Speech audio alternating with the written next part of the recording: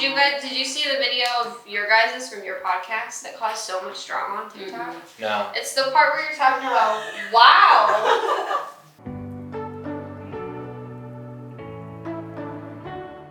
Speaking of drama, from when you guys were like, nobody at your house wants your dog climbing on them and sitting on the couch with them, you made people mad. Oh, really? People were mad in the comments. They were so upset. They were like, it's my dog's house. They can behave however they want to, and if the guests don't like it, they can leave. And I was like, imagine prioritizing your dog over humans. Yeah. You probably don't have many friends. It was like 600 comments like that. Yeah. Of people behaving that way. I don't even read the TikTok comments because TikTok is unhinged. Yeah, some people are yes, it is. Rude. People just I think it's more anonymous. Yes. And people can feel like they can be assholes and jerks. Oh yeah, TikTok is pretty toxic. Yeah.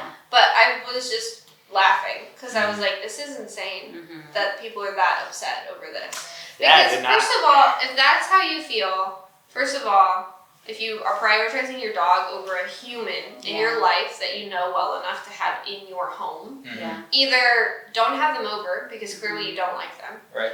And they shouldn't be there in the first place. Be pickier about who you allow into your intimate space. Or two, you have some really fucked up priorities. Yeah. Yeah. And like I think most people can relate that you have to struggle, at least if you're a more passive person, you have to struggle through being polite when dogs are all over you and you're like, yeah, and you're inside you're like, get the fuck off. Mm-hmm. Yeah. I do not want this dog. Especially if it's a friend.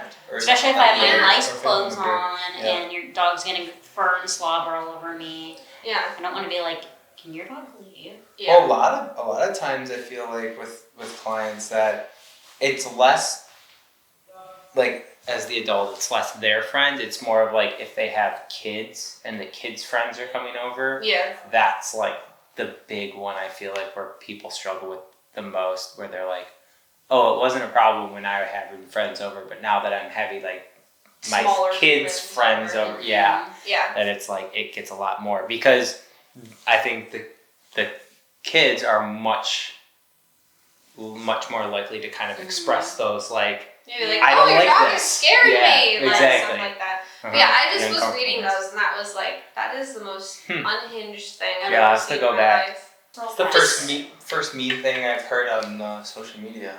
I might need to quit now. Because you guys really dug deep on me. Yeah, they said you're too soft for it. Just trying to say have more control of your dog. Yeah, they're really upset. You really upset a lot of people. You ruffled some feathers. Careful. I remember with my what to do when a dog charges you off leash video when that went viral and stuff. Paige I was about to talk about that. Well, yeah, Paige was like, "Are you okay? Are you good?" Everyone was being really mean. And I was like, I literally don't give two fucks. I sleep just fine at night. Never lost an ounce of sleep. I'm Cancer, so I'd be crying. I'm a Taurus, so that's why I'm behind the camera. I don't care about anything. Unless you're the handful of important people in my life, I have no care about anybody's opinion of me besides that.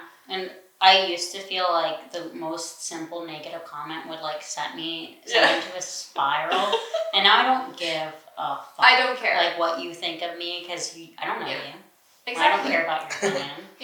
And I'm not doing anything wrong. I believe in what I'm doing, and that's all that matters. If what you're doing works so well, go do it.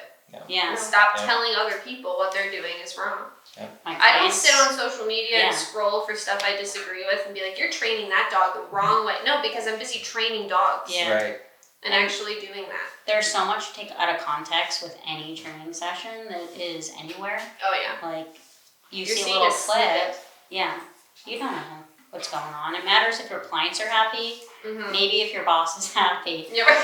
Yes. And if I'm happy with the work that I'm producing myself. Yes.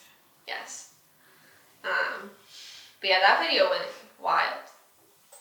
I have to go back.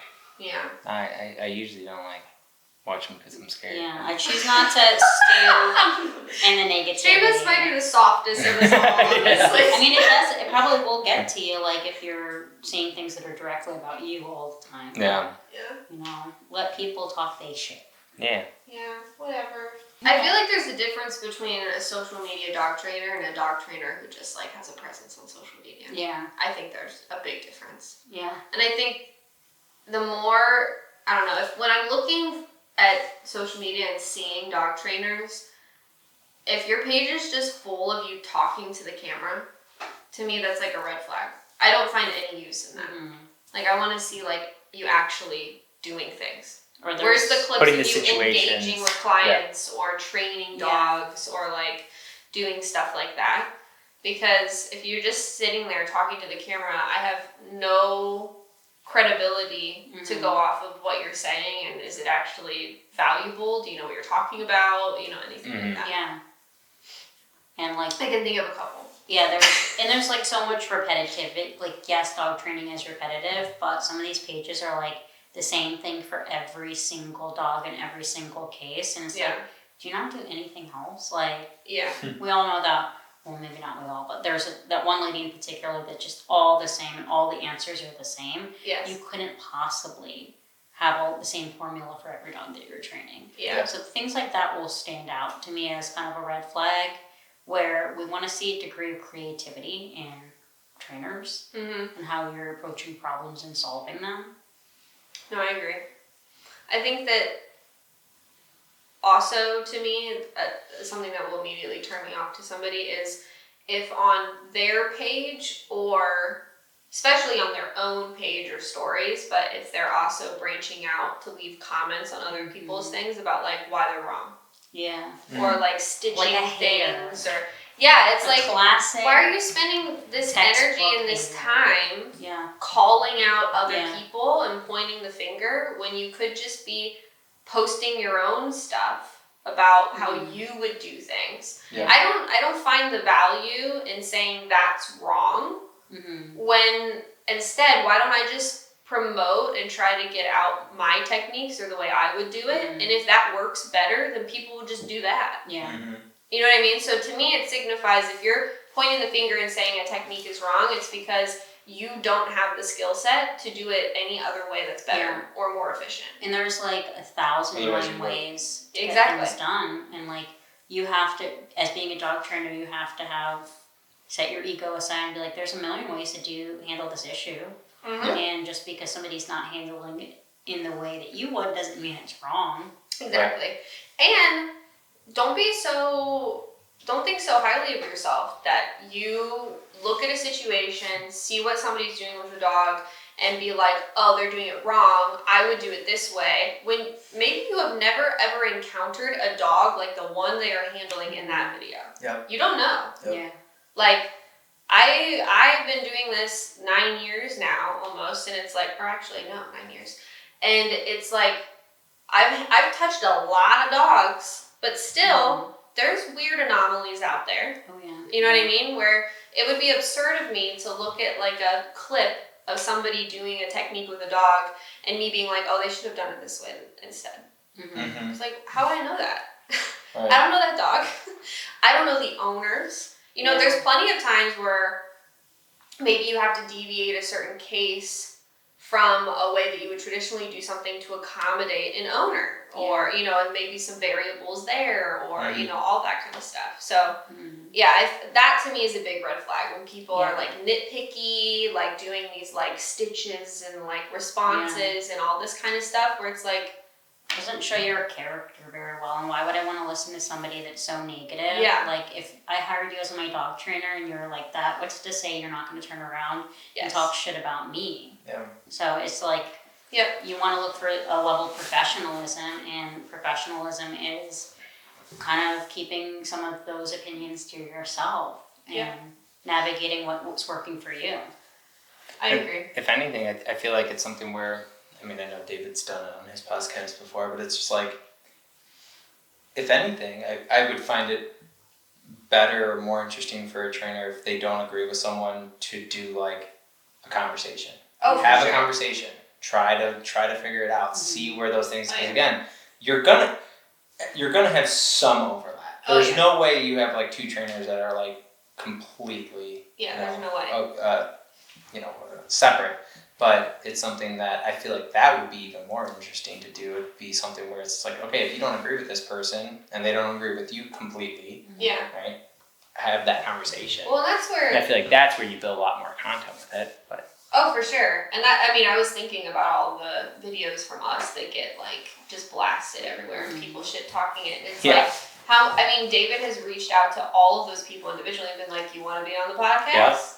Do you want to talk? Like, I'll pay you, whatever you want, and we can discuss it. And they all just wimp out, and they don't want to do it. Yeah. It's like, well, if you cared so much and you thought that what we were doing is so wrong, wouldn't you want to talk to us to try to change our mind? Exactly. Yeah. But it's like they clearly have enough gall to shit talk it on social media, but not enough to actually back it up by saying, here's why I think it's wrong, and here's what you should do instead. Yeah, and have even if you disagree with someone, you can have a respectful conversation. Oh, for sure. Without like cussing at each other or putting someone else down. Like, people constantly disagree, like just look politically, whatever there may be, and people can have respectful conversations where both parties are just speaking what they have on their mind. And we're not chastising somebody because they have a different opinion from us. And that's the level of maturity you need to be looking for if you're going to hire trainers. Honestly. So you need that professionalism, you need that maturity,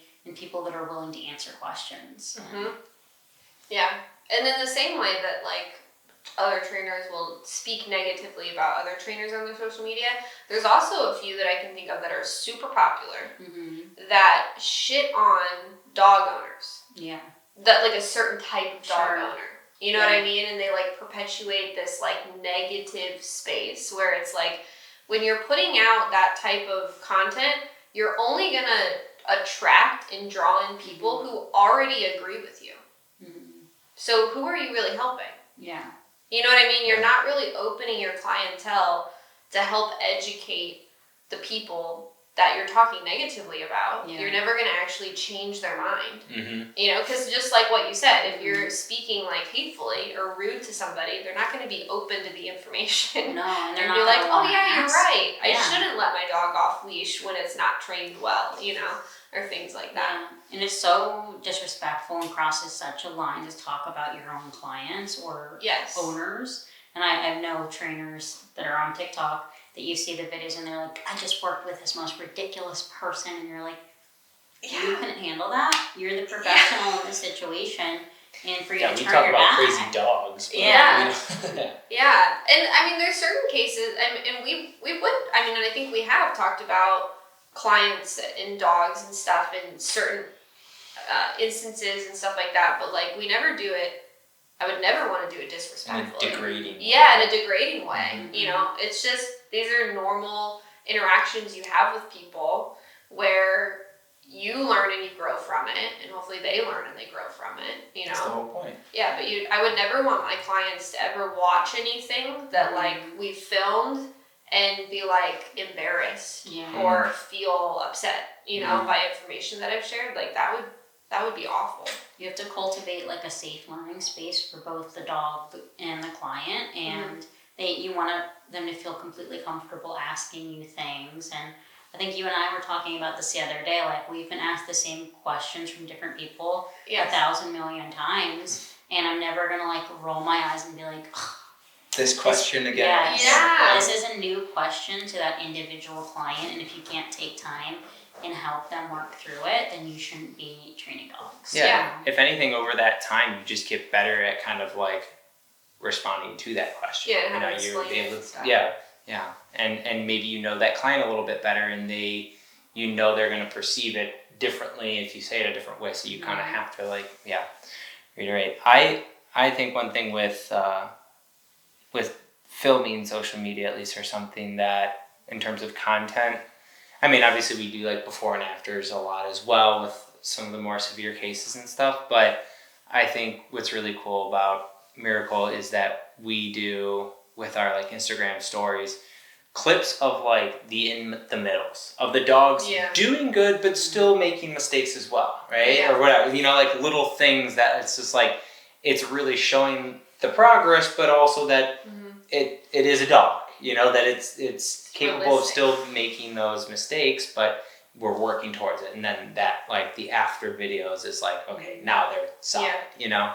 I really like that. I feel like a lot of people struggle with doing that, you know, because of certain backlash that they're afraid of, you know, or certain tools or something like that, you know? Yeah, and that's what I was like, I feel like that's why sometimes we attract so much negativity from people online, is because it's not that we're the only ones doing the things we're doing, we're just the only ones with the guts to put it on the internet. Yep. You know what I mean? It's like, there's a number of training companies out there who would probably implement the same techniques. They would go through the same, you know, stuff where you have those really hard moments, but they're too scared to put it on the internet and show people the reality of what you have to do sometimes, or what dog training can look like. And I think it's a shame that, like, we get punished for being open and like realistic, and like we're not hiding anything.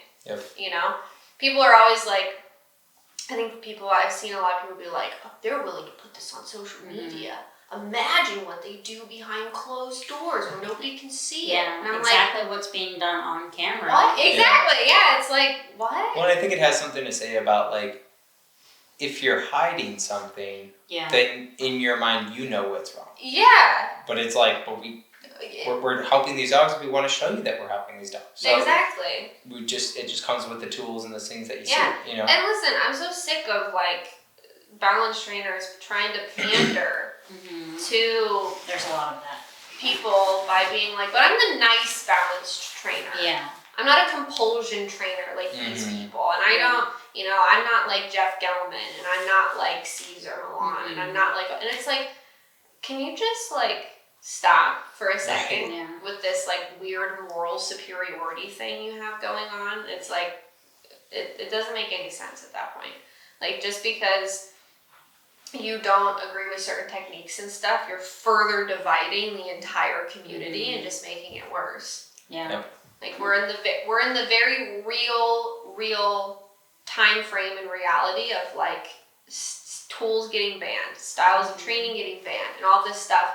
And I guarantee you, all the things that you say you would never do because you're the nice balance trainer, you're still doing behind closed doors. You're just not saying it. Yeah.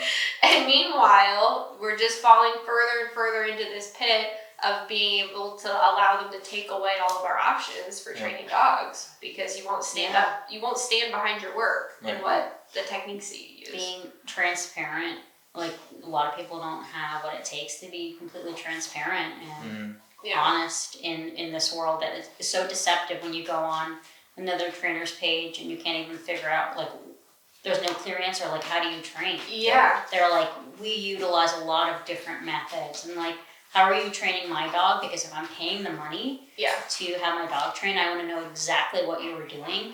And people never have to question exactly what we're doing with their dogs. I was just going to say the same thing. And this, it's like we have everything up there. Yeah, so exactly. You know exactly what you're going to get in terms of when you come here. There will be no, like, hidden stuff or whatever, you know, that you're going to be like, you find out and you're going to be more, it's like, you know exactly where you come. And we want to help everyone, but at least you know coming into us exactly what we're about and exactly how we do things.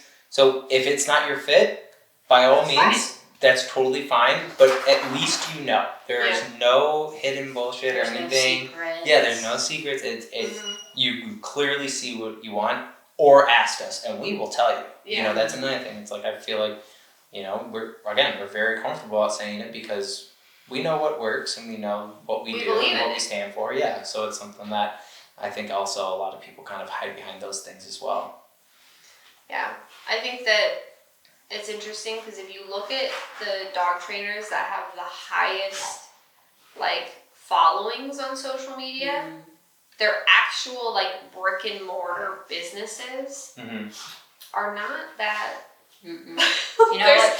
It's like all of their ebooks is a big thing. Like, buy my ebook on how to e-collar train your dog. Like, you can read an ebook to train your dog, but you're gonna have nuances that only a trainer could help you with. And those, like, higher following social media places like ebook, course, Yes, those things are helpful, but like, if that's all you're offering, how good can you be? No, I agree, and but I think that's where it's like you grow so big to a certain point. Like I can think of like oh gosh, why can't I think of them now? Zach George and Tom Davis. Those are the main two ones that I can think that are like massive. And they're from both ends of the spectrum, but it's like, how much are they really training dogs down? You know what I mean? Like at this point, Tom Davis is just on the news. He's filming videos. He's doing seminars where he puts on a microphone and he talks to a bunch of people, and he'll handle dogs every once in a while and stuff like that. But it's like, at that point, I mean, it's more about like talking about dog training than I think it is about doing dog training and stuff like that. Like I think Zach George even admitted that like he doesn't take clients. Yeah. He just creates content. So how does that work? Yeah.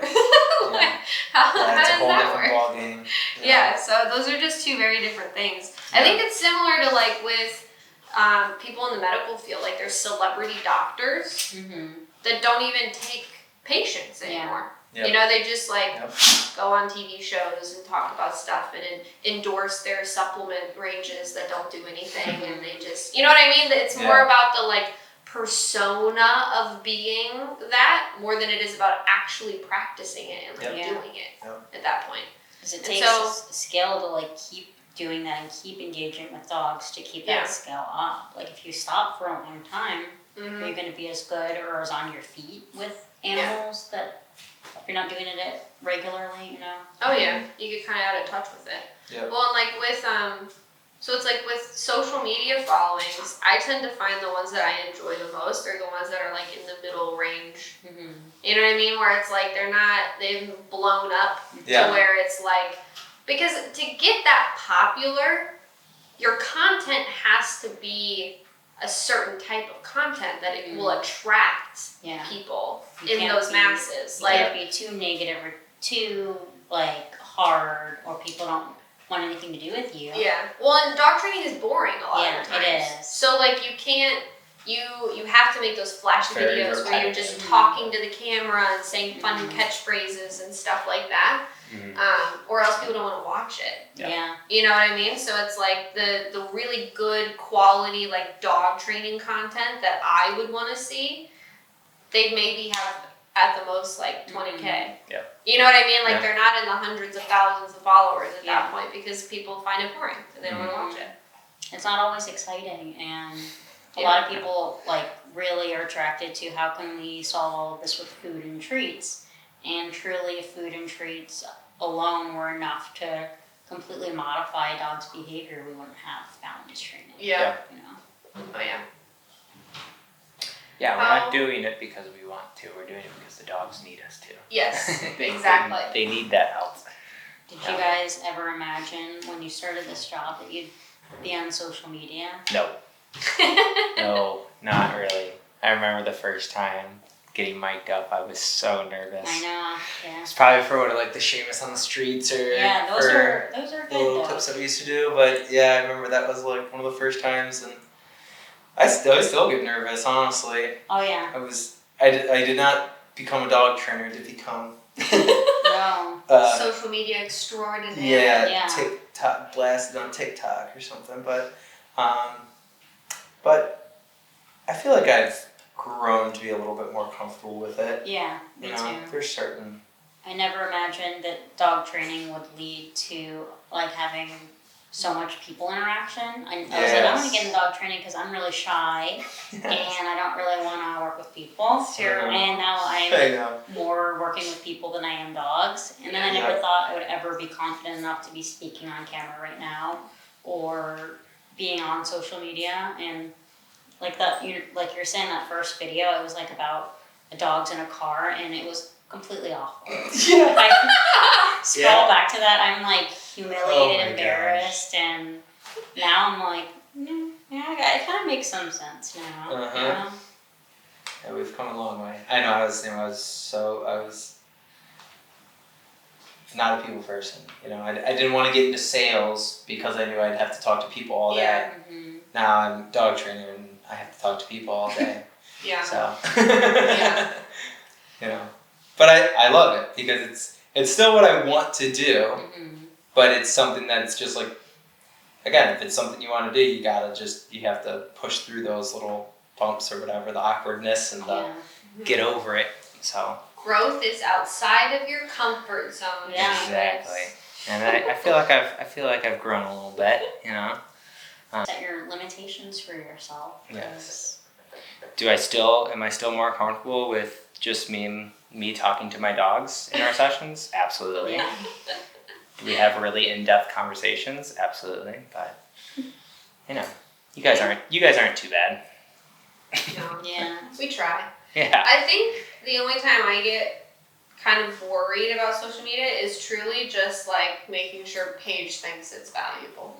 After anytime she films me, I'm like, was that good? I like, do is that all the Is that time. useful?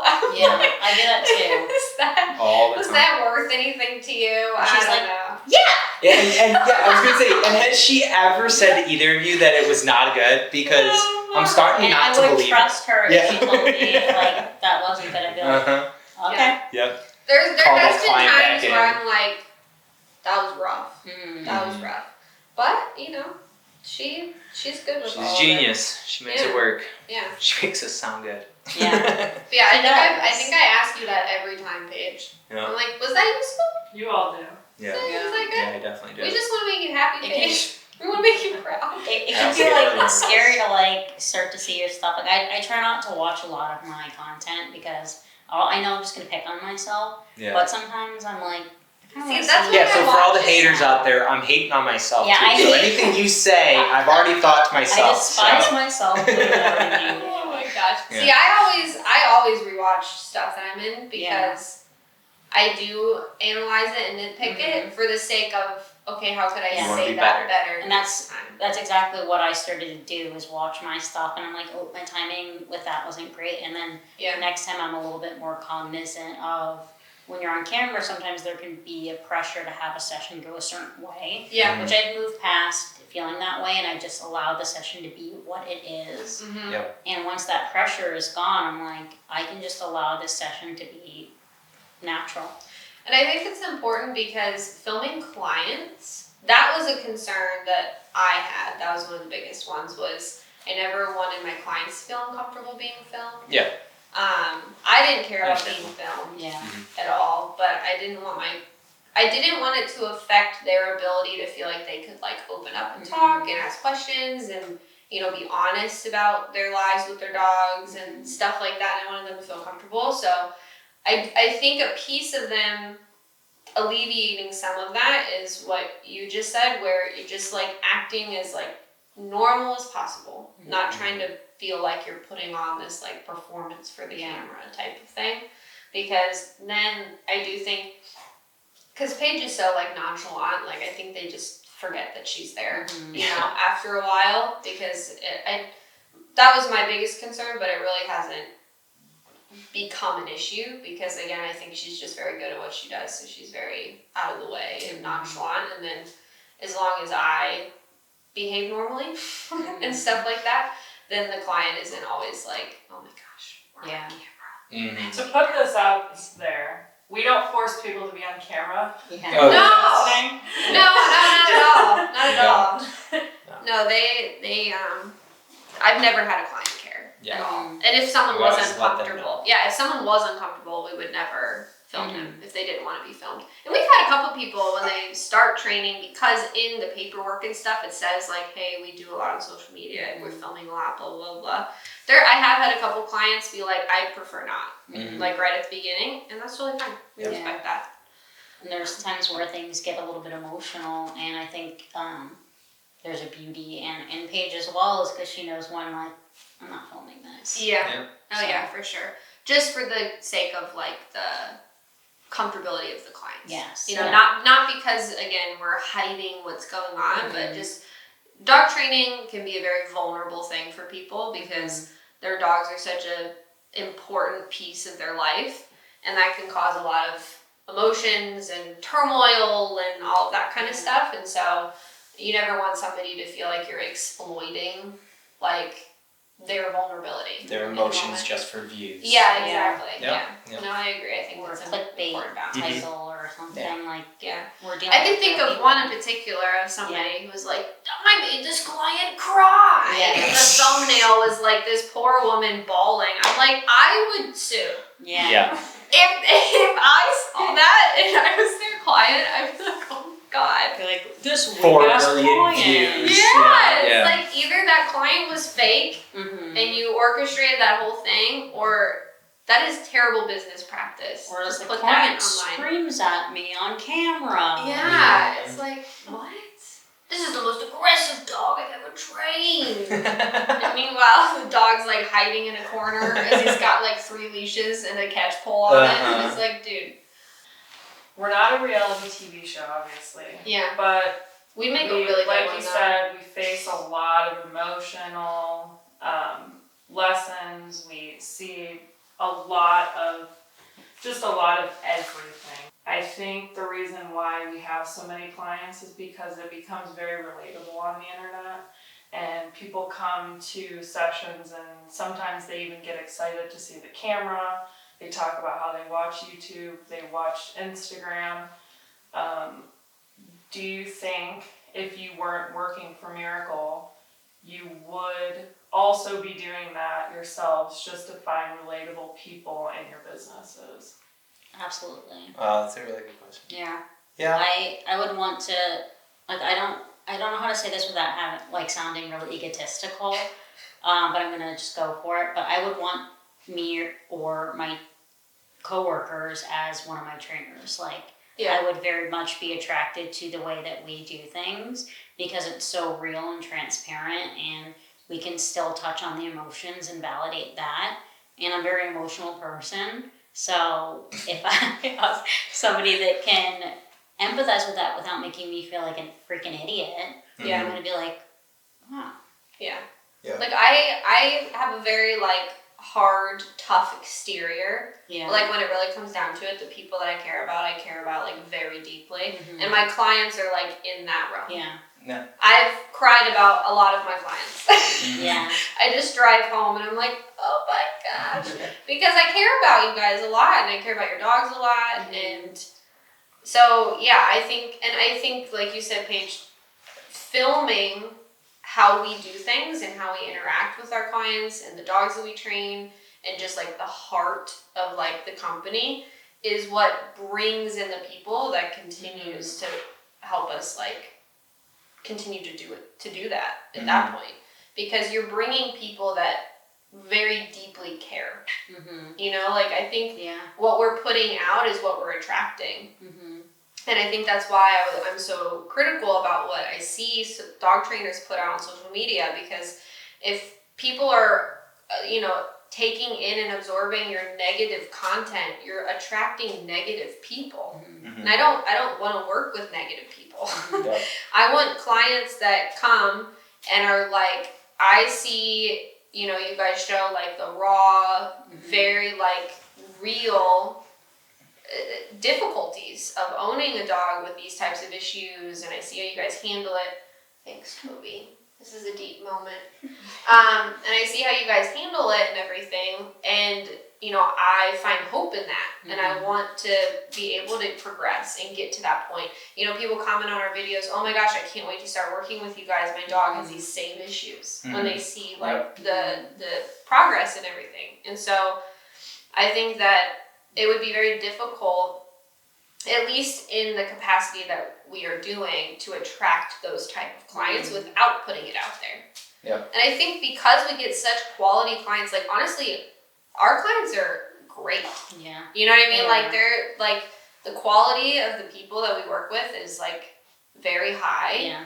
And we're not really actively out there like trying to market and grab people. It's just they see it and they're like, wow, that's attractive to me, and they want to come to it, And I think that's the best, most organic way of getting the type of clientele that you want, is putting out, and you'll get back what you're putting out at that point. You want to be relatable too, like, because that's going to be most realistic. Like, I understand how you feel about your dog, and I love my dog's the same way that you love your dogs. Mm-hmm. And sometimes you can find other training companies that just have this coldness and this disconnect. Yeah. And you're just like annoying them with the questions you're asking. Yeah. And I think all of us have a really good way of like, I empathize with you completely, but I'm going to tell you either why that's wrong and why we don't do that. Yeah. Or like, and help educate you to be a better owner rather than be like, you're stupid and I hate you. Yeah. I do think it's tough because it is draining. Like, there's such a fine line to walk between allowing yourself to emotionally step back and disconnect because you will burn yourself to a crisp if you're not able to do that to a certain degree. Yeah. But at the same time, you also still need to have like a foot in that camp so that you have the empathy available to you when you're having someone who's struggling with it. So it is very difficult. And I think that I agree with you. A lot of trainers, they overdo the distancing because it's like, it's safer and it's easier. It's easier to pull away. Yeah, it's easier to pull away from it and be like, oh my gosh, like, why can't you just do the things I'm telling you to do? Mm-hmm. And it's easier to get frustrated and angry. That's an easier emotion than to like feel compassionate and empathetic and to try to like break it down into, you know, consumable chunks of like, this is why we have to do that. Especially going back to kind of what you were saying with like, when you see the same issue or, you know, that you've seen 1,000 times already. Yeah. You know, that 1,000th person, you're like, oh my gosh, just another person that doesn't get it or whatever. Yeah. It's like, so then do your job and educate them. Yes. Right? You gotta be empathetic, be understanding, be the educator that you're supposed to be,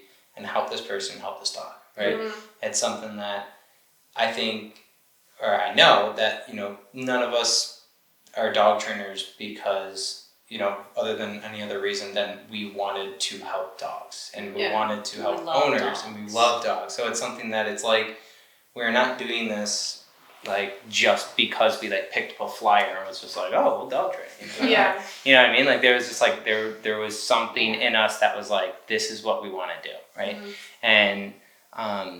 And it's obviously taken us all different times and stuff to learn everything that we do know, but it does just come with times. It comes with working with those clients and building those relationships and everything. And as much as we were just saying how shy I am and stuff with filming and all that stuff, and I love doing the sign homes. I love finally meeting the clients and starting to build that relationship, because that's what we always kind of talk about. The biggest difference between the one-on-ones and the board and trains is that we communicate through those weeks and stuff that the dog's boarding and training with us, but I don't really get to build that relationship with the owners until the send home and when we do those follow-ups. So I feel like it's super important for me to like get that relationship kind of well-founded when we're doing that send home and kind of build it from there. And, you know, I'm very happy to say that like I really like a lot of my clients, you know, that we've been able to work with, and as well as their dogs. So it's something that it's taken some time for me to get a little bit more comfortable and you know, and I think it does say a lot with like, if you're comfortable with them, they're comfortable with you kind of thing, right? Like you were saying, give what you want back. But that's taken time for me to get comfortable with. But once I've been able to understand that, you know, it's not that hard, it's not that scary, I've been able to really create really, really solid relationships with some of our clients, you know, that we've still talk years after the dogs have even been trained, you know, because they still feel that connection between us to be like, hey, you know, I know we haven't talked in a while, but this thing came up or whatever, you know, and I can still help them. They still feel that like they have me as that support system to come back to. So that's been kind of like the biggest accomplishment, I feel like, from working here.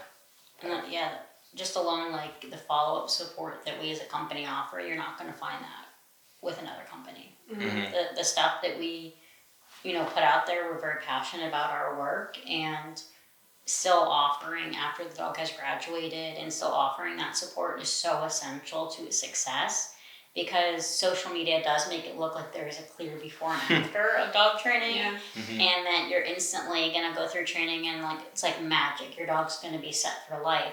And if your dog is really struggling with intense issues, likely we're gonna need to check in every couple months, every couple weeks, and so continue to support the client so they can continue to have the after result. Yeah. That doesn't come just with like, "Ooh, see you later. We trained your dog for a month. Bye." Yeah. Right. Yeah. And offering that follow-up support is what I think elevates us as a company. Yep. Yeah. And you know that I like the way that social media is done here, because social media is just to highlight what we're doing. We're not doing things for social media. Yeah. Exactly. If that makes sense. Like, obviously, like some of the segments that we'll do where it's like, oh, let me read these updates from people or things like that. Yeah, obviously, I'm not just sitting down reading out loud and Pages just happens to be filming. Like, obviously, that's some of the stuff is intentional, but when it comes to like the actual training, the interactions, like stuff like that, like today we filmed us going to Edgewater and walking dogs. We were going to do that regardless. Yeah. And Paige was like, oh, just come with you and film it. Like, she just kind of is here and she looks at everybody's schedules and she's like, okay, I'm going to do this and this and this and this and this. It's not like it's orchestrated because we have to film something. Yeah.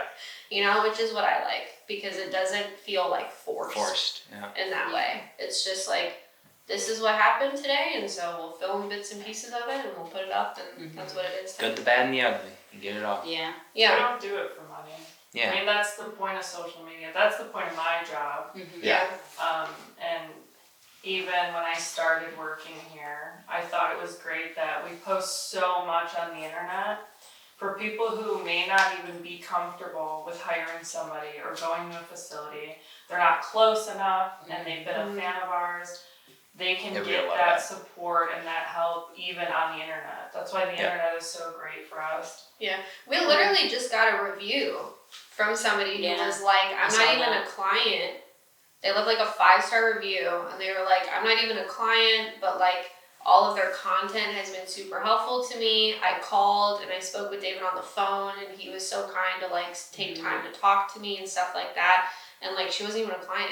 You know what I mean? And she was like, this is like awesome. Yeah, you know? I think like kindness and acceptance of other people is so powerful on social media and things. Like, how often, like, just in this example, going to a restaurant and having the staff be like really short with you and like really rude, and you're like, I'm not wanted here. Yeah. Versus going somewhere and the service is excellent and your waitress makes you feel amazing and just so polite, and that's what we want to offer. Is we want to offer that kindness and going out of our way to really help everyone, whether they're actively like our client or interested in being our client. Like, you have to kind of show people through your actions why to choose this company. Yes. No, there have been a number of like companies, just in all aspects and all realms, that I've interacted with, that I'm like, how do you get any business? Yeah, and I've like, heard a you lot don't of seem that. like you want anybody to shop here or to come here or to reach out to you or anything. I've had like several clients be like, well, I called around because there's so many freaking trainers just in Cleveland alone. There really is. Look, and there's a ton. She's like, I spent some time calling, and one company was so rude to me, and they told me to euthanize my dog, or I hear that a lot, and I'm like, if a company's telling you that without ever getting hands on your dog, red flag. Wild. Yeah. That's insane to me. So somebody could talk about euthanasia over the phone after never seeing the dog. Right. Especially if it's something that the client didn't even bring up. You know what I mean? It was just like, oh, that sounds like your only option. Or like a board and train. Board and train only, Or, stuff like that. Or just like being rude to somebody on the phone. Like, if you think they're rude now and you've only interacted with them on the phone, what makes you think that when you get in for your lessons that you're going to feel like you're getting support? Michelle, you actually talked about like people filming themselves, and it's just themselves, and it's just them talking, not really doing training, whatever. I think the biggest thing that sets us apart from a lot of people like that on the internet is, like we said, we built a huge community here. what kind of advice would you guys give for people who are going to be posting on social media, who are dog trainers, and giving them advice on how to build a community through the internet?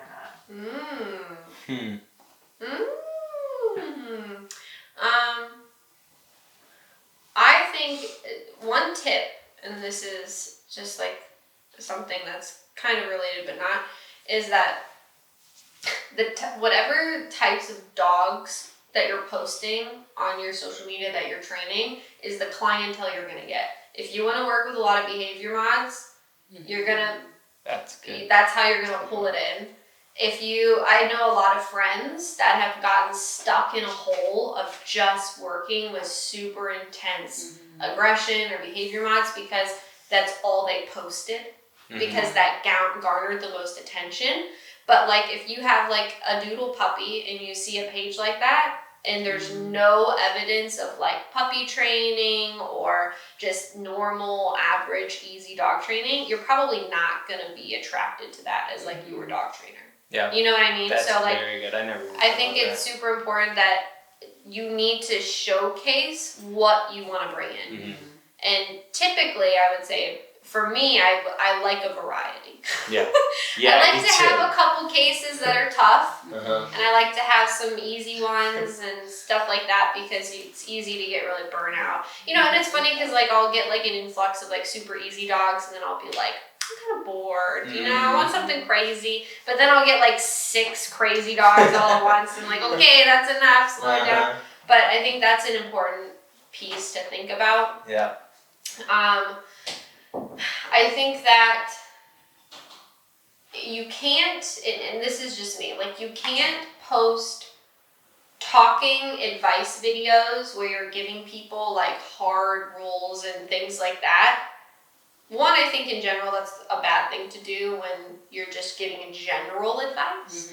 But also, you can't do that until you've built like a credibility underneath you. Yeah. Like I will post stories and videos sometimes of me like just talking and saying information, good things, bad things, whatever. But if you look at my page, I clearly have a ton of proof that like I know what the fuck I'm doing for the most part. It backs up exactly with everything you're saying. Exactly. So you can look at that and be like, oh, like this is the real deal at this point. But like if I look at somebody's page and it's just like talking clips, that's not gonna attract me as like a consumer who needs somebody to train my dog. I want to see like your references, like you working with dogs and you seeing how you work with dogs, because there's people that can talk excellent and have a way with words on social media. But you get them with a dog and everything's like awkward and or you get them with a client. We're the opposite of that. We're really good with training the dogs, but then you're like, so what are you doing? We're like,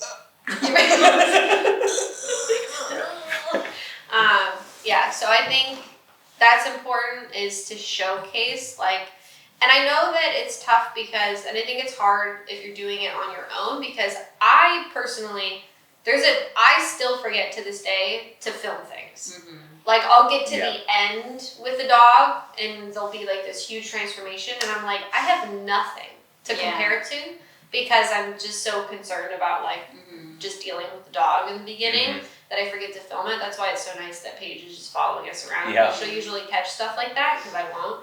But I do think it's important to like, if you're gonna build a social media page on your own, to start mapping out like, okay, I would like to have video content of like me training this puppy from start to finish. Okay, now let's do like this behavior mod case, or okay, now let's do this.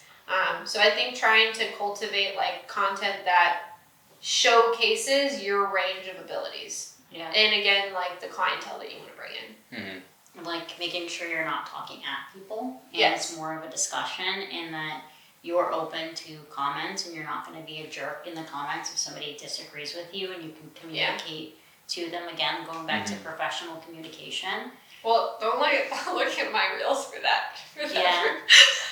I think the one that went crazy. I just stopped caring at that point. I think I asked the man if he'd ever considered going to therapy. So.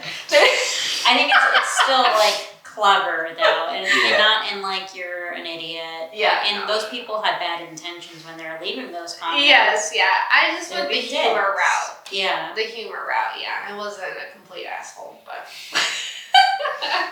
but I do agree with you. But when people have constructively asked things, like, why are you doing that? I would usually do this or whatever. Well, I've been doing this for years. I'll 100% respond back in like a very thorough, you know, I won't dismiss that. I guess my unprofessional comments are more the people that are like, you blue hair.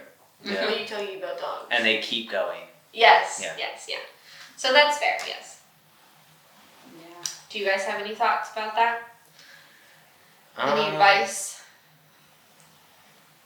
Just be nice, you know? Yeah. Be nice to people, be nice to your clients, and if you're going to market yourself on social media, I personally don't post a lot of videos of myself, just because I don't even think about it, and I just don't feel comfortable being, like, filming myself. Although, like, I think a lot of people are really good at it, I just don't think I have the words sometimes. I agree. I think, I don't know, I can't really think of anything specific. I think you made a good point with it, but... Know your shit. Like, don't, like, start a video and, like, just have no idea what you're talking about. Like, you need to know what you're talking about and be passionate about what you're talking about. And if you're too scientific or you're going to lose people. Like, you have to be... kind of cater to your viewers and what they're going to want and what an everyday owners want. Like, yes, do we find dog psychology fascinating and can we talk about it? Absolutely. Yeah. But does everybody want to know? Or is everyone even going to get it? You know, I think that's a good point too, is like, make sure you know who you're talking to.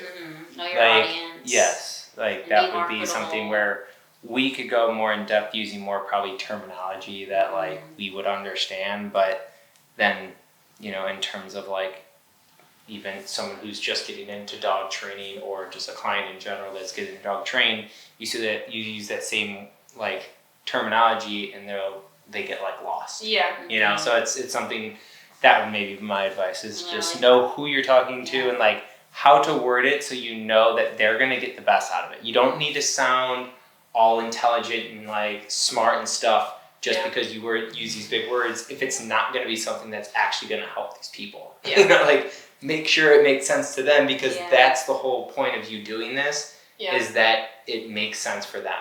Yeah, it's like your audience, dog trainers or pet owners. Right. I was just going to say that. So you gotta have to know who you're trying to reach and what message you're trying to do.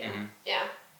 And you can, I mean, I suppose there's a way that you can encompass both. Yeah. Certainly. There's.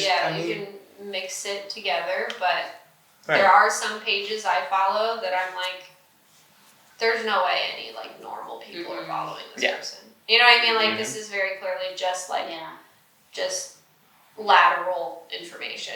You know, and if that's what you want to do, perfect. But it's like, but that's kind of what you're saying with like you're gonna get the dogs that you post. It's like you're gonna get the people that you talk to. You know what I mean? Exactly. You can go through all that scientific stuff of why, the reason and why, but people are like, I just want to figure out how to make them sit. Exactly. So I'd like my dog to stop jumping on me. Yeah. That's it. That's all I got. Like, negative and positive reinforcement together, and they're like, what? Yeah. Right. So. Exactly. Yeah. Well, I think that was a good one. I think so. That was a good topic, Paige. Yeah. Thanks a lot, Paige. Thanks for that. No problem. Bye, Toby. Bye, Toby. Toby is going to close us out. Toby, go ahead. Give us a wink. Don't bully people on social media.